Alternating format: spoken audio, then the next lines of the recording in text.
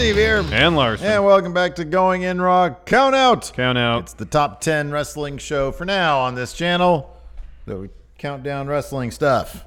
It's available right here, youtube.com/Steven Larson, and available wherever podcasts can be found. Yeah. We're also on the Patreon at patreon.com/Steven Larson. We have a variety of reward tiers over there. If you want to listen to the show ad-free, if you want to watch it or listen to it, you can actually import at $1 on the Patreon. You can import your RSS feed. So this show plus any bonus episodes you might be eligible for at your reward tiers into your favorite podcast app, as long as it's not Spotify. All the other ones, Apple, CastBox, Podbean. Yeah. Is that one? Podbean? Stitcher. Stitcher. You can import an RSS feed into any of those podcast apps. Get it directly from the Patreon. $1. No ads. No ads. No ads. Yeah. We even chop out, which actually kind of makes me sad, we chop out the funny ad reads that we do. Yeah. Sometimes we do funny ad reads. But such are the perks of being a You don't Going have to In listen Raw to patron. them. You don't have to listen to them. Yeah. If you want to listen to them, you can. You just Yeah. have to do the other one. Yeah. Anyways, this is Countout. Let's talk about weird wrestling titles. Of course. Well, not titles. Stories about titles. Yeah. Well, this past week, Chris Jericho went and had a delicious steak. I hope it was delicious. Well, it's at a chain restaurant, so who knows? At a chain restaurant, and left his AEW title in the limo. Limo driver went to the airport to return some luggage that Jericho mistakenly picked up. Came back to pick up Jericho title gun. Yeah. Then it was found on the side of the road. We're going to get into that later. I feel like that's pretty much it. But yeah, well, there was a little bit more. Bubbly. We just should have done top 10 bubbly memes. Well, I said that was my initial idea, I know, man. that's what we should have done. Number one, Brock Lesnar one. We should just put that together as a compilation. We want to boost ourselves. Just put together in a compilation. Put it on our channel. Are we going to credit anybody? I mean, it's kind of the popular thing not to. I know, but we're trying to be a respectful channel. Oh, no, here. we totally would. That was a joke. We totally would. Yeah, it was a joke, I know. So anyways, we're not doing top 10 bubbly memes. Although that Adam Cole bubbly, that might be my new favorite. No, Brock Lesnar was the best. We're here to talk about weird pro wrestling title stories. So, given how weird the industry of pro wrestling is, it's not surprising that the actual physical manifestation of success in the world of wrestling, the title, would feature in weird stories. We need one of these to enhance stories. Where's our title? I'm going to go get our title. I'll get our title. So talk about title. So far, well, title is what you give somebody when you want to make them your champion. When you say, hey, wrestler, we think you're tops, we think you're aces, you make money for us. We're going to put title on you so you make more money for us and therefore hopefully yourself. Everybody's wondering when we're going to use this for predictions. We're going to start putting this on the line for predictions. I mean, what's the point? It's going to stay here regardless. You know what we should do? We should start challenging people who aren't in the office. We'll send them the title if they win it. Let's put this up against Brian Zane's. I don't want no. No? Christy put a lot of work into that. Yeah, he did. I don't want to put that up on the line. No. Right. Well, you and I will put it on the line then. It's You, me, Cal Hilton. You, me, Cal Hilton. It's going to stay here regardless. Cal might wear this out and about when he's doing wrestling shows. True. So that's something to consider. True. Anyways, people want to see it. It doesn't matter where it's going to stay. It's right there. Just do it. See it on the show. Let's just do it. All right, let's do number 10. Number 10, weird wrestling stories. What is this? The Montreal Screwjob. Yeah, this is the most well-known, famous, infamous, if you will, wrestling title story. Because essentially, in short, we've talked about this situation basically ad nauseum. Everybody knows the story. Bret Hart got released from WWE contract because Vince didn't want to pay him because he was old and boring. Yeah. So he said, Bret, I want you to go sign with WCW. Nay. And Bret's like, no, I don't want to. And Vince is like, no, seriously, I can't pay you. Seriously. You're too expensive. No, really. This company's going somewhere else, and you're not a part of it. Go sign with WCW and get that cash. And Bret's like, okay. And so the problem was that Bret was champion at the time. Yeah. And part of his contract was that he had creative control over his last 60 days, I believe. Yeah.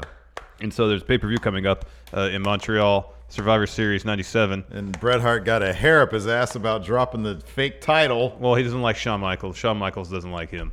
there's personal beef got in the way of the business.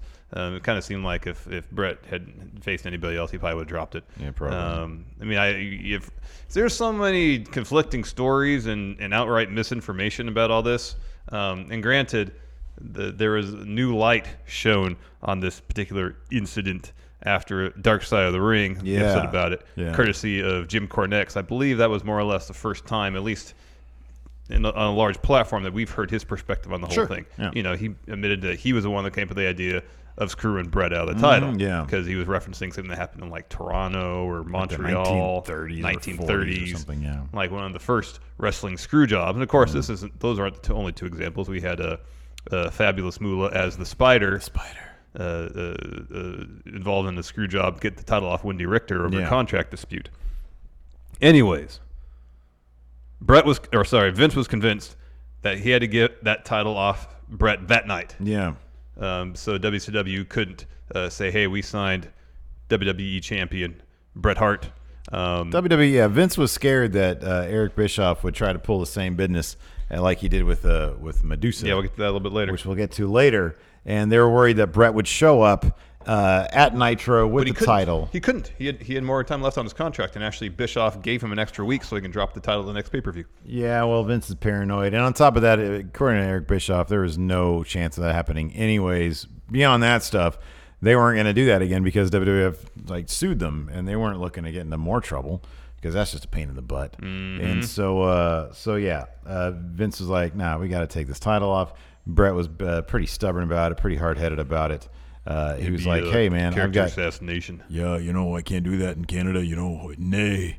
And so I look like a horse's ass, nay. And so Vince was like, well, I'm going to get my brain trust together and figure something out. Like you said, Jim Cornette said, why don't we just screw him out of the title?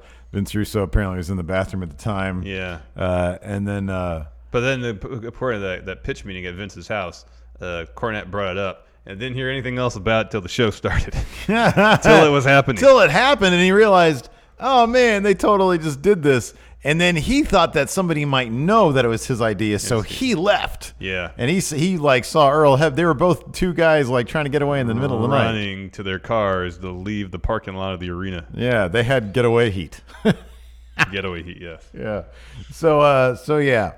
I mean, this is one of the instances of recent memory I can think of where kind of like the old school mentality of pro wrestling was in full effect in the modern day. Yeah, it used to be.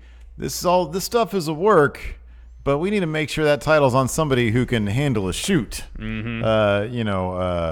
George Hackenschmidt back in 1905. Lou Thesz. Yeah, we'll get to that later too. Those were like real shooters. Who back in like Hackenschmidt's day, it was mainly a shoot back then. Everything was like real back then because he was like, legit. But they would have him I was reading up on this the other day. The promoters would have him put on a show for people. So when they'd bring in local competitors, they wouldn't be squash matches, even though he could easily squash them like that. He would let them put up a bit of a fight, and then, he would end up winning. The irony of the Montreal Screwjob is if anybody in that match was a shooter, a legit wrestler, it was the one that got screwed. Mm-hmm, Brett. Yeah. And I thought that was interesting. I think it was Cornette mentioned in the Dark Side of the Ring how if one of the reasons that apparently went the way it did is because if Brett spoke about it, he'd be exposing the business. The reason Cornette knew it would work. And he wouldn't do that. He knew Bret Hart's nature, and that was he's not going to talk about it as if it's fake. Mm-hmm. Yeah, which is incredibly smart, which is odd because Jim Cornette these days seems to be the opposite of that. But anyways, moving on. Number 9. Medusa's garbage trash. Yeah, that's good. See, I'm seeing all these lower thirds for the first time along with the audience. One man's trash is another man's WCW or WWF Women's World Title. So Alundra Blayze, she debuted in WWF in '93. In between 1993 and 1995, she was almost constantly women's champion. She dropped it a few times. Always picked double it back tough. Up. She's double tough. Always picked it back up. Yeah. Former member of the Dangerous Alliance back in her prior stint in WCW. Anyways, December of '95, J.J. Dillon informs her that she has been released via letter. She spoke about this on the JBL show, Legends with JBL, correct? Yeah. How she was heartbroken, but she eventually got past it. And who dials her up on the telephone? Yeah, Eric Bischoff. Oh. And says, hey, do you still have that title? She says, yeah. And he says, why don't you bring it to Nitro this week and you toss it in the garbage? Yeah. And Medusa's like, all right, fine, but I need to get it back, so I get back to Vince. And he's like, all right, fine, whatever. So on the December 18th, 1995 edition of Nitro, Medusa shows up at commentary, drops a really awkward promo because you can tell she's super uncomfortable about what she's about to do. Yeah, man. Picks up a little garbage can, tosses a woman's title in it, says she's in WCW. This is where the big girls play now because she's there. Yeah. And what happens? Did she run roughshod over the women's division upon her arrival in WCW? Not really. No. She was in a program with Sherry Martel. I think she at least lost one match of that. They brought in Bull Nakano, who she had a feud with WWF. I don't think she exactly won that either. She reached the finals of a tournament to crown a new WCW Women's Champion at Starrcade 96. She lost that to Akira Hokuto, and then there was a subsequent rematch at Great American Bash. She lost that too, and then took 2 years off. Yeah. And then returned in 99 as a member of Team Madness. Remember Team Madness? Yeah, I do remember Team Macho Madness. Man? Yeah. I don't remember necessarily how she was like used there because she seems like she shouldn't be in somebody's groupie troupe because that was Team Madness was it was Gorgeous George And Macho Man and then Medusa was in it and there was one other, wasn't there? Then there was one other person. Forgot who it was. But it's funny because I remember watching back then. She won like the Cruiserweight championship I think at one point. But yeah, it was kind of strange. They didn't really use her. Like it's kind of bizarre. Like given that she, I think in Japan had wrestled some intergender stuff, why didn't they use her to counter China? In terms of like WWF has China, they're sort of featuring her as like the intergender. She won the men's titles and stuff like that. I know. Like you could have done that with Medusa, which they kind of flirted with in the Cruiserweight division. But man, if anybody could have stood up to the men's division, it could have been her. It would have been legit, yeah. Yeah, and people would have accepted it. It could have been her. That could have been cool. Yeah. She was inducted into the WWE Hall of Fame a few years back. She brought her WWF Women's title with her, had it on stage and said, finally, this is home where it belongs. Yeah. So that was a cool moment. It was, and you could tell that was really heartfelt. And, she probably regretted it like instantly. Yeah. She said several times that she regretted doing that. And she's now a former 24/7 champion as well. That's true, and she also she drives monster trucks. Oh, that's cool. Really seems like a fantastic post wrestling career move. Yeah, driving monster truck. Yeah, she's super tough. She's cool, man. Yeah. Anyways, moving on. Number 8. Mike Awesome. This was a weird situation. This is a very weird situation. So, see, and this is also the first one that I can. This one. Here you go. That I can think of that stemmed from wrestlers not getting paid. You want to almost ensure that your championship is going to be held hostage. Don't pay the guy who has it. Yeah, there's a couple of instances I believe in this list where that's the case. So Mike Awesome, he was in and out of ECW. I remember when we first started watching it in '98. First time he showed up throwing people around the ring, he was something else. He had the best powerbomb. Yeah, he had an awesome powerbomb. Yeah, it was great. This is after he had been in Japan wrestling there for a while. His rival in ECW, Masato Tanaka, that guy was awesome too. They had a classic feud. Several classic matches. Yeah. Anyways, September or at ECW Anarchy Rules, he's in a triple threat match against Thesz and Tanaka. He wins ECW title, and then he has the belt for a while, and then he shows up WCW April 10th, 2000. But hey, hold on, he's still ECW champion. He's ECW champion. He shows up in WCW. He did not, if I recall correctly, he didn't have the title though, right? Not on him, no. Not on him. They elected not to do that because again, lawsuits galore. According to Lance Storm, Mike Awesome apparently didn't want to sign a new deal with ECW because Paul Heyman owed him a bunch of money. Yeah.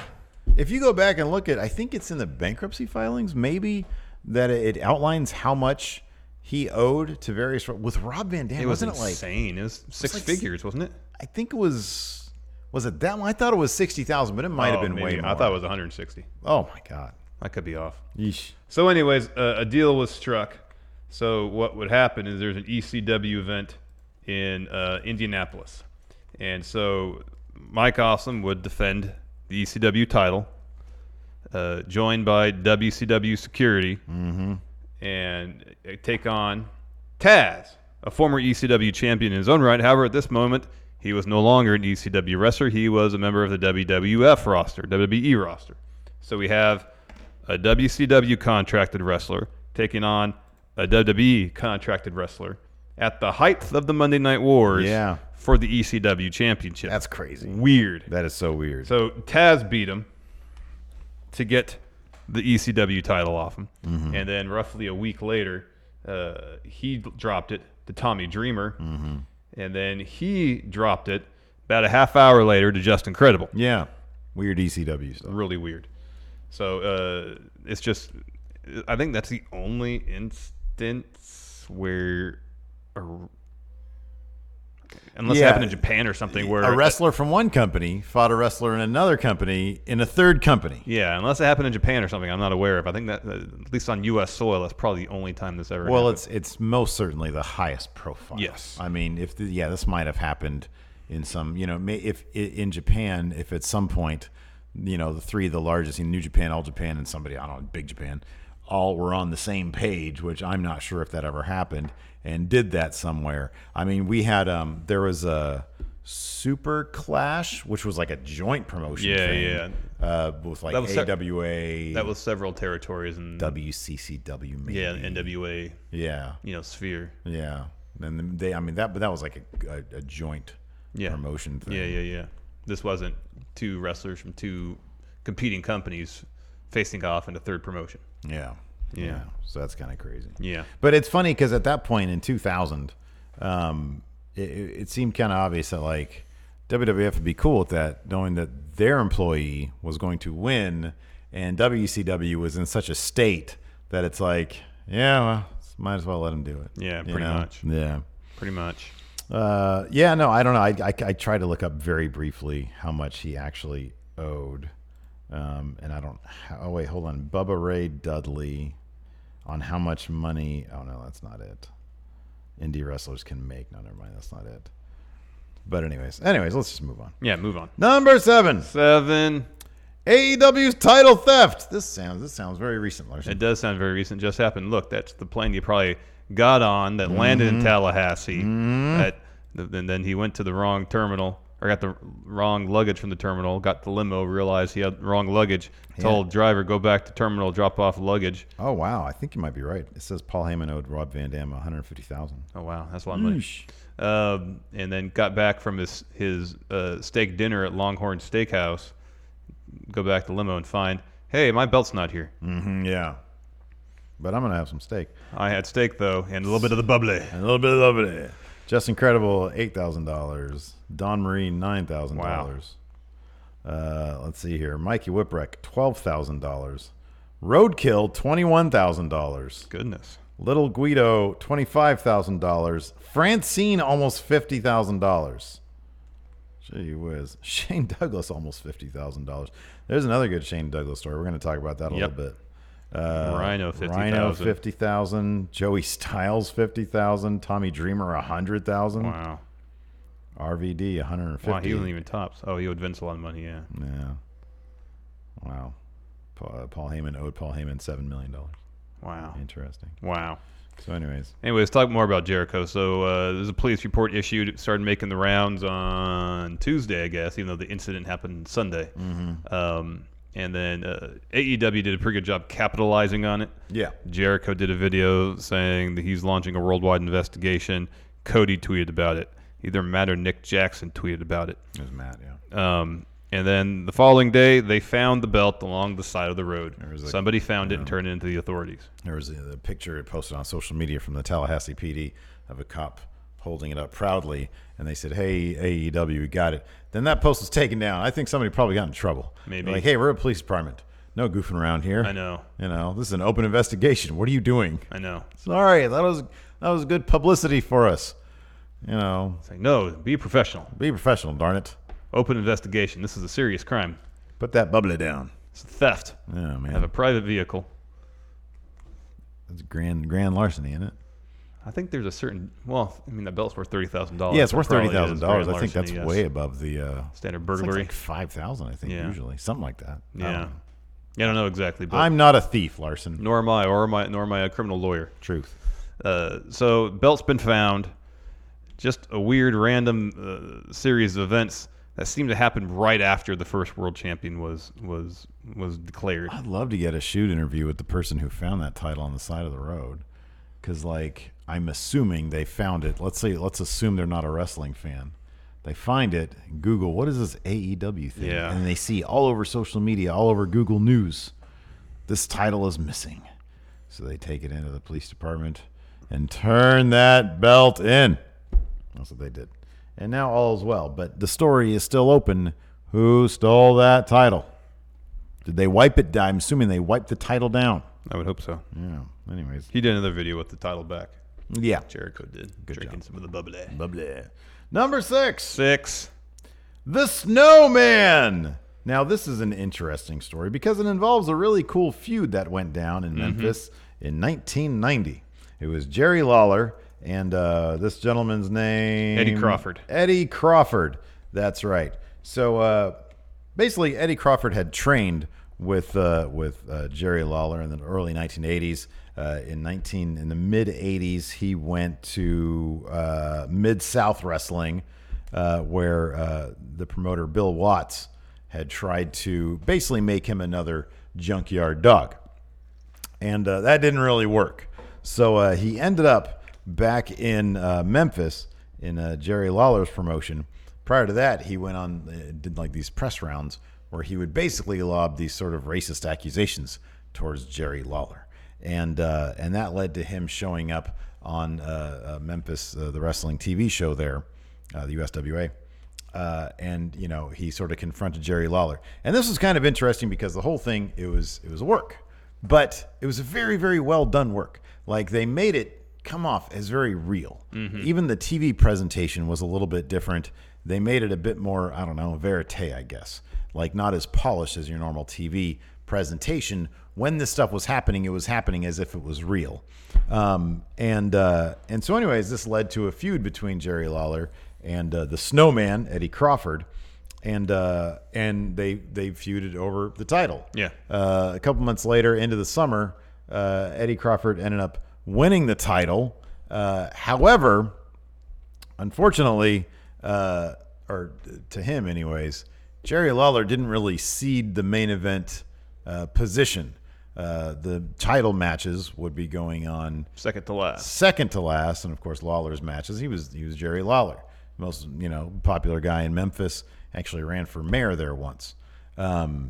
This upset Eddie Crawford. Yeah, he wasn't happy about that for realsies this time.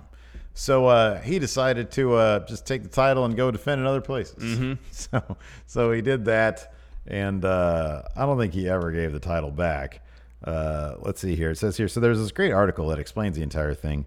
I'll put the link in the description. It's from placetobenation.com, and it has the entire story. It's pretty lengthy. One funny little bit was that Leon Spinks refereed the match where the title change took place. Yeah. And there was a bit of a screw job. Part of this feud involved turning Lawler sort of from heel to face, because he'd been like a heel for like a year prior. There was a bug coming from like a fruit fly or something.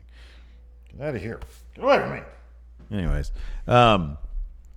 So yeah, it involved Jerry Lawler sort of like he got sort of screwed out of the title by Leon Spinks, because at one point he had him pinned, and Leon Spinks just simply wouldn't count. And then he had like a fast count to end up having the title change over.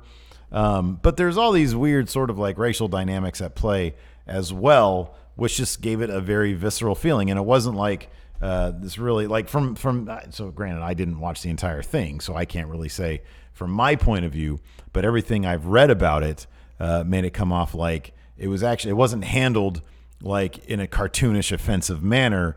There was actually, it actually felt more complex and more character based than, say stuff that WWF was doing at the time, or traditionally anyways.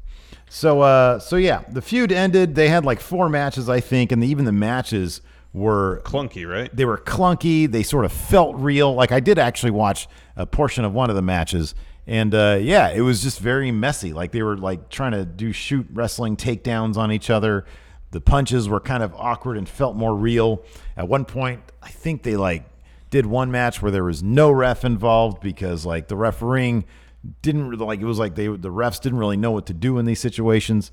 So yeah, that's interesting. Yeah, it seemed interesting. This article you referenced mentions this. This is interesting. So after the Snowman took the title and started defending it elsewhere, apparently his name wasn't mentioned on USWA TV for like a month and a half. So by September 22nd, when they announced the tournament would take place to crown a new champion, and I guess according to this, which gave Lawler an opportunity to talk about why the Snowman left.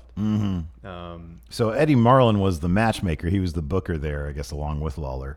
And on October 6th on their TV show, Eddie Marlin, it says here, according to this article, famously accused Snowman of pawning the belt to a drug dealer, something that Snowman insists was untrue and was merely a reference to him flippantly telling USWA promoters that he would sooner pawn the belt to a drug dealer than return it to them. So apparently that was his own words being used against him, but he was like, no, I wasn't serious about that. Yeah. That was sort of an empty threat that I was making. It was more, rhetorical. It was more rhetoric than anything. Yes. And apparently the title never was recovered. Never recovered. So there might be some element of truth to him pawning it, but maybe at a proper pawn shop, perhaps. You'd think that even that would be traceable. Maybe he's just in his basement or his attic or something. That could be. Maybe he's like, hey, you know what? They might take everything I have, but they're not going to take my time. So who knows? I mean, it was Memphis. They were making money hand over fist down there. So they just whipped up a new title. It's good to go. And then a couple years later, Jerry Lawler was on his way to WWF. Yeah. All right, let's move on. Number 5. Here's where we get into some like cool, like old timey stories that I hadn't heard about. Number 5, Stan Hansen, AWA World Champion. So this is post Hogan leaving, post basically everybody leaving except for Nick Bockwinkel. It was mid AWA being kind of crappy. Yeah, it was when they were really going down the downward spiral. Yeah. So they had been. I mean, AWA had been around since like '63. Yeah, in the '60s, something like that. But by this time, like you said, WWF had just. I mean, if there was any promotion that really got it worse got it the worst from WWF, from Vince McMahon, sort of. Oh, it's definitely AWA trying to destroy the territories. It was clearly AWA. Yeah, they had a Hogan, they had a Heenan, they had a Mean Gene, a couple others, and they just completely raided them at the height of Hogan's popularity. In AWA, that height of popularity transferred directly over to WWF, and AWA is left with a whole lot of nothing. Yeah. One thing they did have though was Rick Martel, the model. Yeah, they tried to make him a big deal. Vern Gagne wanted to make him a big deal. That didn't work. That didn't work out. Yeah. So title went on Stan Hansen. Stan Hansen at this time, and probably years prior and years after, massive name in Japan. Huge star in New Japan. He was working All for Japan. All Japan, Giant Baba. Yeah. And he was basically saying, hey, you keep the money flowing. I'll do whatever you want, Giant Baba. Yeah. So Stan Hansen took the AWA title, and against Vern's wishes, started defending the AWA title for All Japan. At this point, Stan Hansen was like, hey, Giant Baba, I've got this AWA world title. What would you like me to do with it? Pretty much. And he was so at that point, Giant Baba was just sort of dictating what would happen with the AWA title. Totally. And this was unacceptable to Vern. So he decided to strip. He decided to have a match between Stan Hansen and Nick Bockwinkel, AWA mainstay. Yeah. Nick Bockwinkel. He was like, come back to town and we'll do a match and you can we'll take it off you. Yeah. And then so he either no-showed it or he showed up and just didn't perform and left the building. I like this particular story here. So he was there. He was told that he was going to drop the belt, And so Hansen got on the phone with Giant Baba and asked, hey, is losing the title cool or no? Baba says, we got people for you to wrestle over here with title. Yeah. Don't drop it. Yeah. So he no-showed the match. Whether he was in the building or not is up in the air. Stripped of the title. Bockwinkel was given one of the tag belts and started being billed as the new AWA champion. So they took this title away and gave him so Hansen this runs one off with that one, and Nick Bockwinkel has to carry this thing around. right. So of course, threats of legal action, lawsuits, so on and so forth. So did Stan Hansen FedEx the belt back to Vern? No, he didn't. He took it to his farm and drove over it with his truck several times until the title was dented in. Sent it back to Vern Gagne with a sternly worded letter, probably with some expletives written down as well. After all, Stan Hansen had a fat wife and 9 kids to take care of. He didn't have time for these AWA shenanigans. Here's your dumb title. I don't even want it. And oh yeah, I ran it over. Wrestling is so weird. It's a weird industry. It's about to get weirder, Steve. Okay, well, let's do it. Number 4. Ron Garvin walks out. So this is way back in 1979, before Ron Garvin beat Ric Flair for the NWA title. I was a whole year old at that point. I was a couple. Yeah. So he was wrestling for a promotion out of Knoxville, NWA affiliate called Southeastern Championship Wrestling, I believe. He was one of the top baby faces over there. He was a 5-time champion. Something kind of interesting happened when he won this 5th championship. The next day, he no-showed a TV event. Oh, my goodness. And it wasn't just him. It was Boris Malenko. Uh-huh. It was Cowboy Bob Orton, Bob Orton Jr., Yep. Boris Malenko, and a gentleman named Bob Roop. The only one of these in this group of names I'd not heard of. He had a long history prior to this of working in creative, booking for various promotions, and then trying to gather more power for himself. Yeah, man. He was conglomerating talent. He had a situation in the San Francisco territory. He was booking there, tried to stage a bit of a coup, ousted. Uh-oh. So he was upset, Bob Roop was, that paydays were not what they should be, given the increase in attendance at the shows he was participating in. He was wondering, where's the money at? Yep. I want the money. Yep. And so he concocted this plan to have himself, the aforementioned name, as well as champion Ron Garvin, leave the promotion and start their own promotion in the Knoxville area to compete against Southeastern Championship Wrestling. However, Dick Slater, who apparently got accidentally shot in the leg, overheard these plans while hanging out at Bob Root's house or apartment or something, and then relayed those plans to Eddie Graham, who then told everything to promoter of Southeastern Championship Wrestling, Ron Fuller. Yeesh. Ron Fuller confronts Bob Roop about this whole plot, and Bob Roop denied it, said, hey, I'll give up my spot as booker, and I'll quit. 2 weeks notice, considering handed in. Yeah. Look, I have nothing to do with this. This is, I guess that's his acts of good faith were like leaving. So that he can go and participate in the promotion that he claimed didn't exist. Exactly. Nonetheless, I guess also by doing... What was that you said about somebody getting shot in the leg? Yeah, apparently I think it was Wahoo McDaniel got an altercation with a fan, like a fan pulled a knife on him, and Wahoo McDaniel got his gun and pistol whipped him. Oh. And the act of pistol whipping him, the gun went off and shot Dick Slater in the leg. What a mess. I know. And it was great because in this article, I'll put the link in there from Pro Wrestling Stories, I guess Dick Slater kayfabed the story saying he was hit by a sniper's bullet. That's awesome. Anyways. You gotta love wrestlers, man. As So soon as something happens, I can use this. I know. So apparently, maybe one of the reasons that Bob Roop was like, no, I didn't do it, I'll quit. It's cool. And so they can go through the plans of putting that belt on Ronnie Garvin. Because he won the title, and then all 4 of them left. Garvin showed up on All-Star Wrestling's TV with that title. Ooh. And then years later, he put it for sale on eBay. Do we know how much it went for? I can find out. It's in this. I believe it's in this article. Nice. I kind of did the Cliff Notes version, but if you're interested in the story, it's really extensive. It goes into a lot of backstory about. Just do a Google search for eBay. Yeah. Was it literally like eBay? He actually put it on Yeah, I sale believe it was eBay. on eBay? Yeah, Oh 2005. my gosh. $2,500. Wow. Anonymous collector. I wonder if that was Epico. Interesting. Wow. Fascinating stuff, man. It's weird. Again, they're not getting paid what they think they should, so they do something crazy like just start their own promotion. Take that promotion's title to the new promotion they're starting. Yeah. Apparently, it was super easy to get TV back then. Regional I television. know, right? You put on a wrestling show, you start a wrestling company, you get automatically TV time. Well, they all had all those wrestling studio shows. They just all apparently had studios large enough for a wrestling room. Right, so nobody else. Nobody had anything to do back then. Nobody had these. What are you gonna do? It's Saturday night. Let's go see the fights. Yeah, Let's go see or some sit in front of wrestling. the TV. Or sit in front of the TV. We have like 3 options. Let's watch wrestling. TV, newspaper, radio. That's all they had. Yeah. That's all they had back then. Yep. Anyways, Or moving talk on. to each other. Screw that business. Number 3. 3. Lou Thesz and Buddy Rogers and the formation of the WWF. Yeah, there's a lot of W's in it. So in 1961, the National Wrestling Alliance said, "Hey, Buddy Rogers, Guess what? You're a huge deal. We'll make you champion." Make you a champion.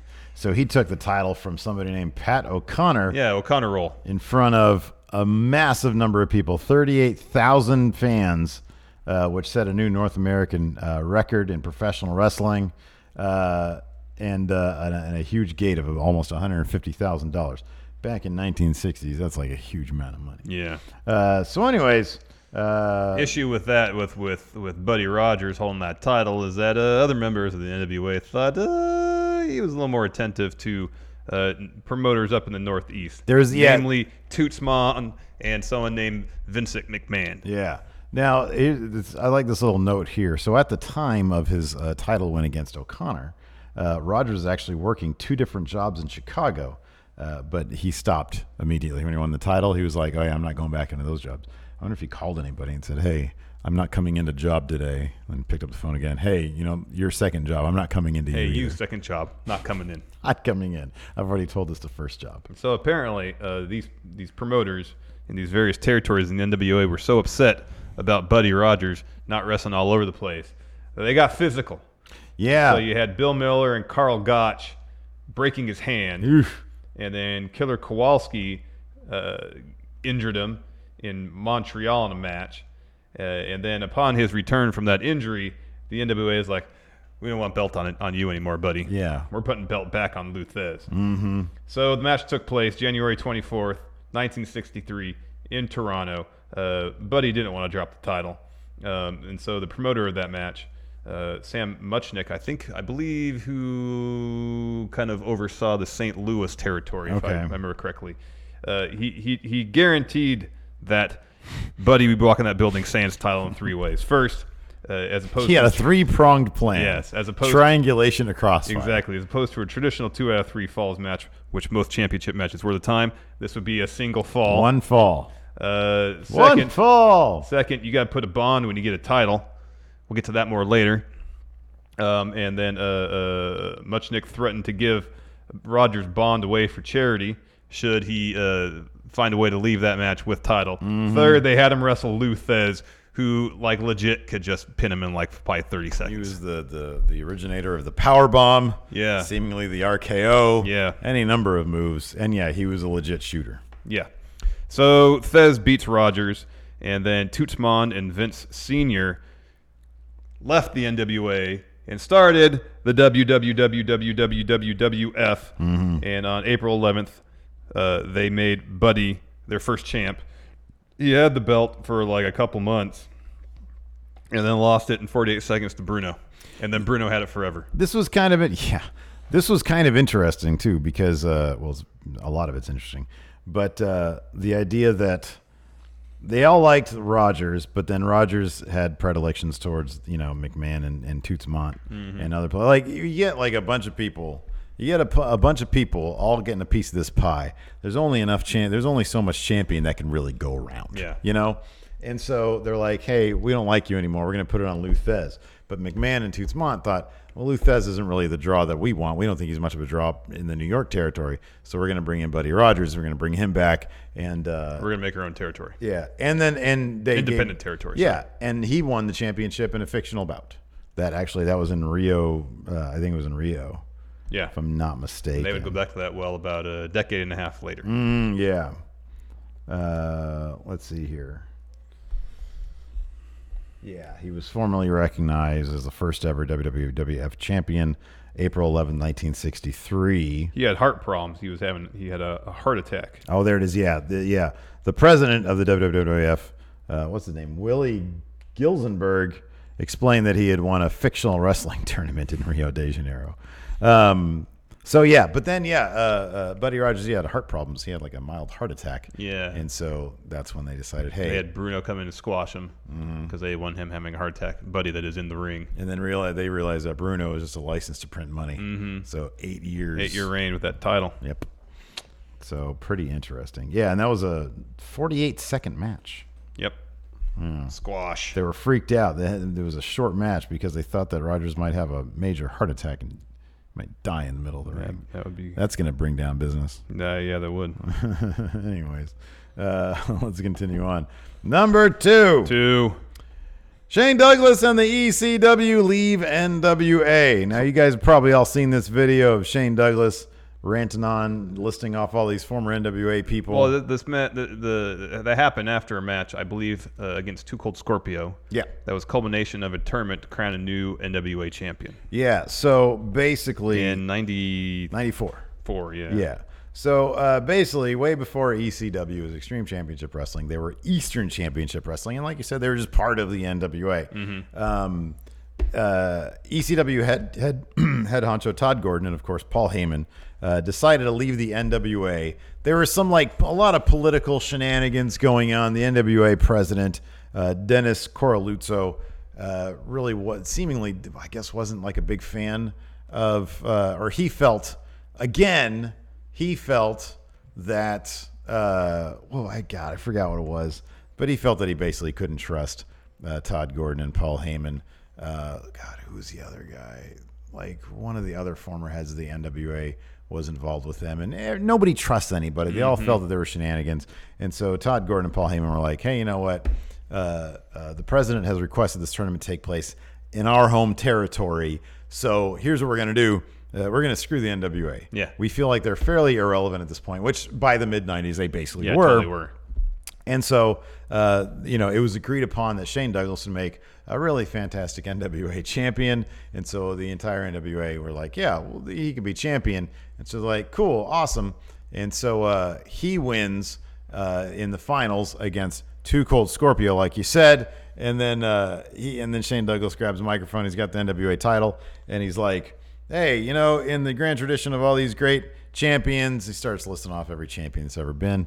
And then he says, they can all kiss my ass. He throws the title down. He goes over, picks up the ECW title, and he basically, you can infer they're leaving the NWA. Yeah, it says, I'm declaring myself a new ECW champion. Mm-hmm. Yeah. So on and so forth. And we're the real world heavyweight champion.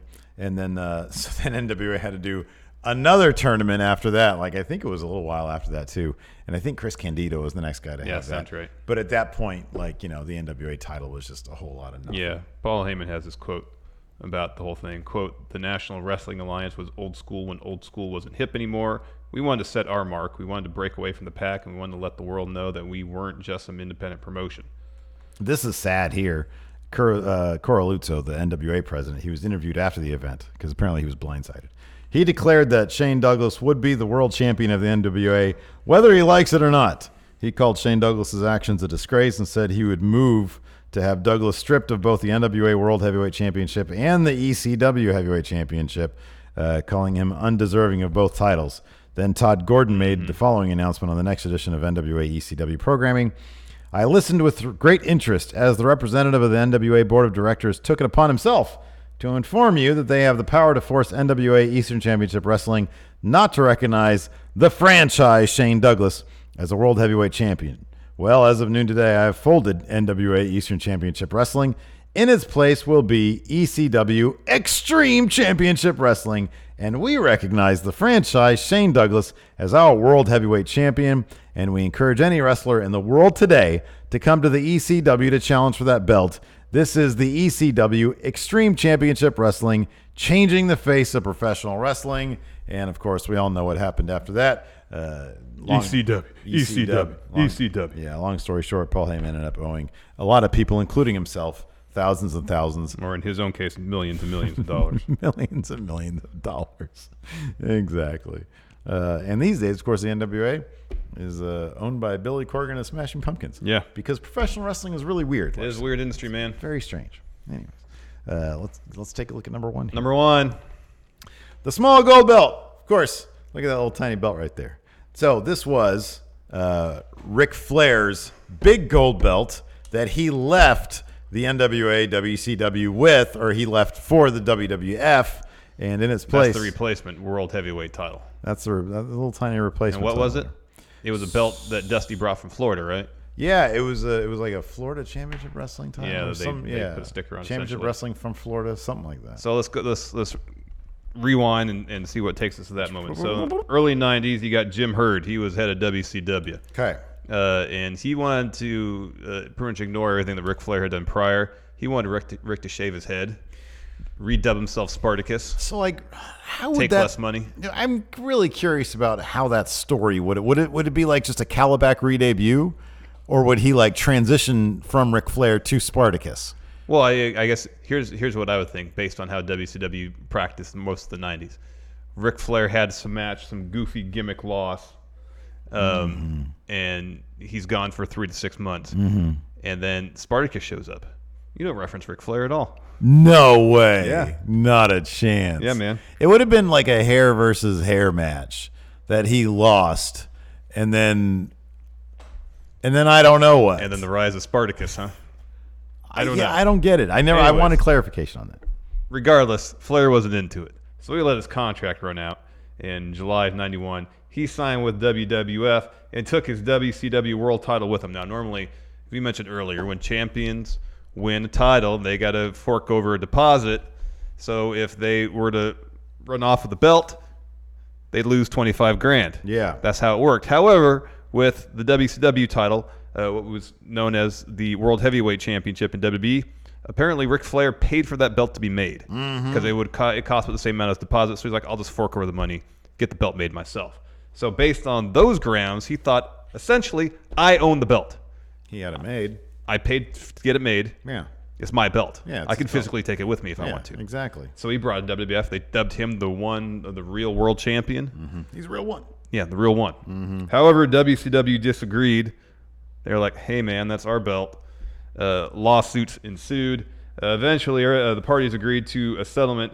WCW paid Ric Flair $40,000 for him to return the belt. Yeah. And then Ric Flair returned a couple years later to WCW. Yeah. So they had done this thing like when he came in, which was really weird.